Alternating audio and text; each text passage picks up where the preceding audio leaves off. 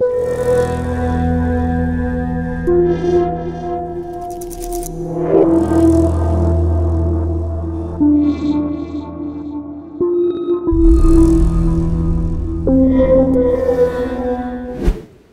prijatelji, evo nas ponovo u čudnim pričama i večeras ćemo obraditi jedno čudno samoubistvo koje je potreslo Šabac i celu okolinu.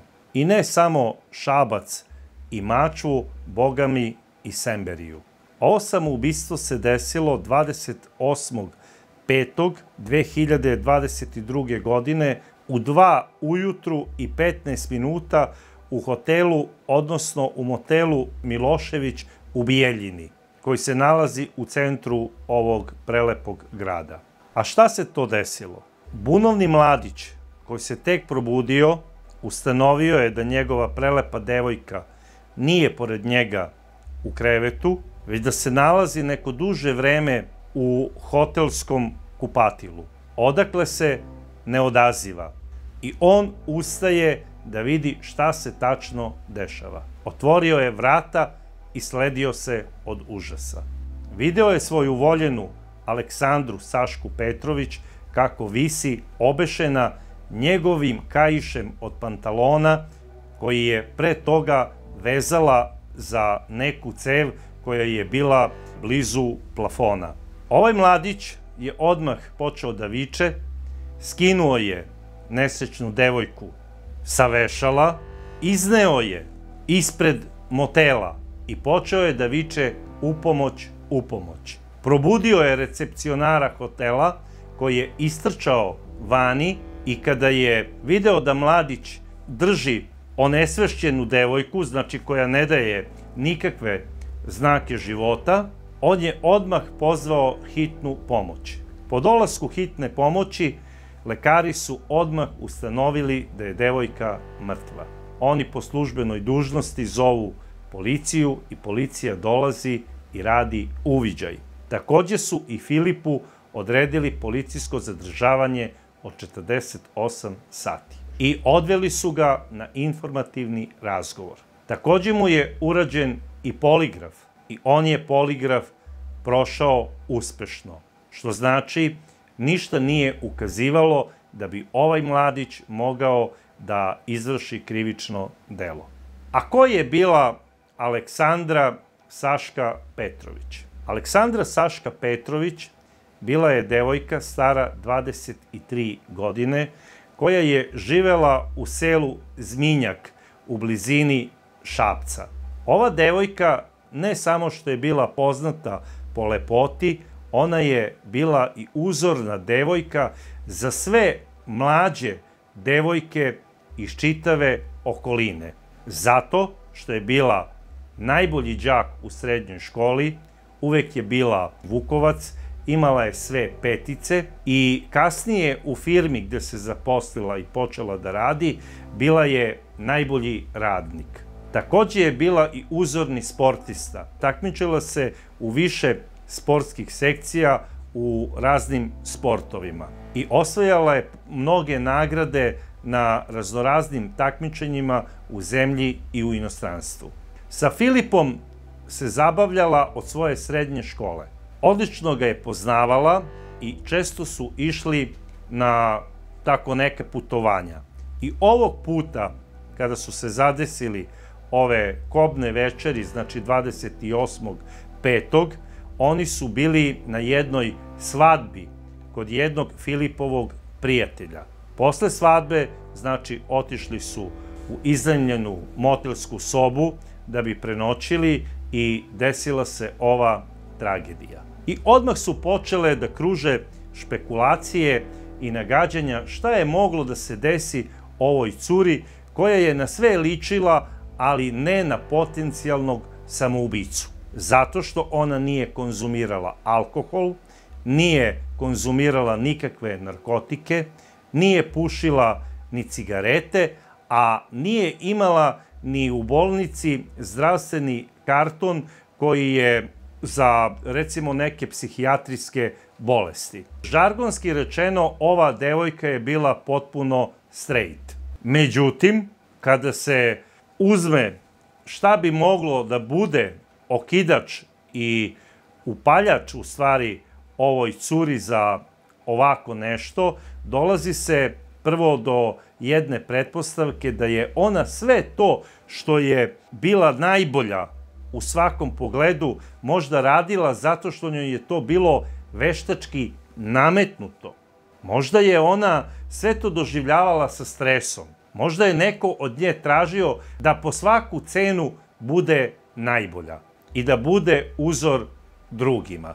Međutim, oni koji je poznaju iz firme gde radi, počeli su da pričaju i neke dve pretpostavke koje nemaju veze sa ovom pričom, već tvrde da po jednoj verziji najverovatnije ova devojka koja je imala kompleks od toga da može neki muškarac nju da ostavi. Ne zato što je sebe smatrala najlepšom, nego je jedva prebolela razvod njenog oca i njene majke. To je doživela kao smak sveta. I smatrala je da ceo život devojka treba da provede sa jednim čovekom. I navodno, posle povratka sa te svadbe, ona je, gledajući kao i svaka devojka, dok se recimo momak tuširao u kupatilu, gledala je njegov telefon, poruke i tome slično i videla je neke malo onako vruće poruke između jedne nepoznate devojke i njenog mladića. I da je u nastupu besa i ljubomore izvršila ovo samoubistvo. Meni je ipak malo čudno da žena, odnosno devojka u najlepšim godinama iz ljubomore izvrši samoubistvo. I to uz pomoć Kajiša, njenog dečka. To je meni apsolutno neshvatljivo. Znamo svi kako se ponašaju žene kada otkriju potencijalnu preljubu kod svog partnera. Žene u tom trenutku ne razmišljaju ni o svom rečniku, a kamoli da im na pamet padne plan nekog samoubistva. I to ni manje ni više nego uz pomoć Kajiša, svog dečka.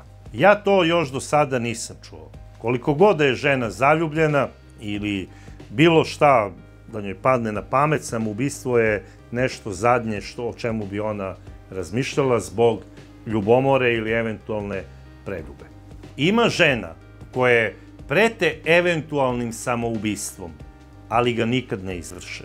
Konkretno kao u ovoj situaciji, ali žene to rade sa ciljem da bi svom partneru skrenule pažnju sa te druge na sebe. I to je okej, to je klasična ženska priča koja se ne menja vekovima i nema veze da li se dešava u pećini ili u hotelskoj sobi. Ista je to priča. To su radile i žene velikih političara. Recimo, sećam se, Hitler je imao nekoliko ljubavnica koje su redovno vršile pokušaje samoubistva kada bi otkrile da on ima eventualno novu simpatiju. I boga mi, to im je uvek prolazilo. A prema drugoj verziji je priča da je Aleksandra htela da ostavi Filipa i da je on navodno u nastupu besa i ljubomore uradio nešto što nijedan muškarac ne bi trebalo da uradi. Kao činjenicu i glavnu sumnju za to, koju je čak u jednom trenutku imala i bijeljinska policija, upravo je to što je on nju izneo napolje. Policija nije nju zatekla u kupatilu kako ona visi obešena. Zna se da je Kajišem došlo do prekida disanja mlade Aleksandre, ali dobro, naravno, zato je i određena obdukcija. Mladić je, kao što sam rekao, priveden na informativni razgovor, zadržan je 48 sati, urađen je poligraf i posle poligrafa on je pušten da se brani sa slobode. Bio je i na sahrani u selu Zminjak, plakao je na sahrani, ljubio je sliku, ljubio se sa njenim roditeljima i kleo se kako on sa ovim nema nikakve veze. Poverovali su mu i Aleksandrini roditelji. Na kraju krajeva, Bijeljinska policija je obdukcijom utvrdila da se Aleksandra obesila i da je smrt upravo tako nastupila. Roditelji su u šoku, prijatelji su u šoku. U šoku su svi koji su znali mladu Aleksandru. Jako je teško i nesrećnom Filipu. Prvo, ono što je video u hotelskoj sobi ostaće mu urezano do kraja života. Ja mislim da ovaj mladić više nikada neće nositi kaiš na svojim pantalonama. Toliko je potrešen da samo priča o Aleksandri, što je i razumljivo. I ova priča je toliko strašna i bizarna i iz nekog drugog razloga, a to je upravo i ono zašto je ona večeras bila ono što sam hteo da vam ispričam. Naime, od početka godine Aleksandra je 8. devojka koja je u Srbiji izvršila samoubistvo vešanjem, a da nije imala ni punih 30 godina. Ovo je nešto što je šokantno. I svi bi trebali da se zapitaju zašto se to mlade devojke vešaju u zemlji Srbiji. A što je najšokantnije, nijedna od ovih devojaka nije bila narkoman, nije bila pripadnik nikakvih kriminalnih grupacija, nije bila član, znači da se zna da je član neke sekte, sve su bile odlični učenici, uzorni građani i bile su mlade, prelepe i voljene. Devojke za primer. I čudno je to šta to navodi ove mlade devojke da se ubijaju. Balkan nije nordijsko poluostrvo na kome postoji manjak sunca i one duge nordijske noći koje izazivaju depresiju. I dok svane sunce, one reše da prekrate sebi život. Ovo je jedno toplo i veselo poluostrvo.